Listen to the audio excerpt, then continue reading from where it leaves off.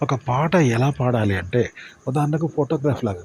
ఫోటోగ్రఫీలో ఒక మనిషి నిలబడతాడు. నిలబడ్డ తర్వాత తల పక్కకు తిప్పడం ఎలా తిప్పుతాడంటే మనిషి తిప్పడక్కడ. అది రోబోటిక్‌గా తిరుగుతదంట. ఒక రోబోటిక్ అంటే కంప్యూటర్‌లో మనిషి తిరగడు కదా!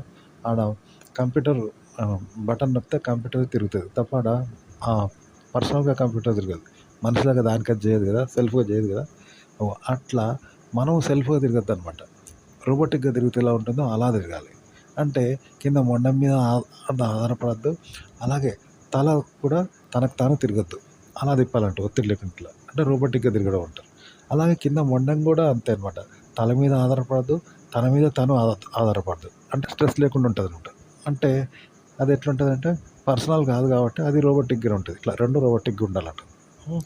అగో ఆ విధంగా స్టిల్స్ ఇస్తారన్నట్టు. అయితే పాట కూడా అంతే అన్నమాట. మీరు పాడతారు మొదటి చరణం, రెండో చరణం, మూడో చరణం ఇవన్నీ గూడా దేని మీద ఏది ఆధారపడొద్దు. ఆహ్, పడకుండా ఉంటే ఎట్లుంటది రోబోటిక్‌గా అన్నట్టు. రోబో అంటే దానికది చేయదు. అది పర్సనల్‌గా చేయదు. దేని మీద ఆధారపడదు. అది రోబో అంటే. మీటర్ నొక్కితే ఆడ బటన్ నొక్కితే అది అలా మారుతా ఉంటది గదా! అగో ఆ విధంగా పాట పాడాలనమాట. మనం దేని మీద ఆధారపడద్దు. మనకు మనం సొంతంగా పాడొద్దు. ఆ విధంగా మీరు ఆ పాట పాడాలి. మనం పాడే పాటను మన మీద మనం ఆధారపడద్దు. పాట మీద పాట ఆధారపడద్దు. ఆ! సొంతగా పాడొద్దు. ఆ విధంగా మీరు పాట పాడాలనమాట. పాడితే అది రోబోటిక్‌గా వస్తది. అప్పుడు బావుంటది.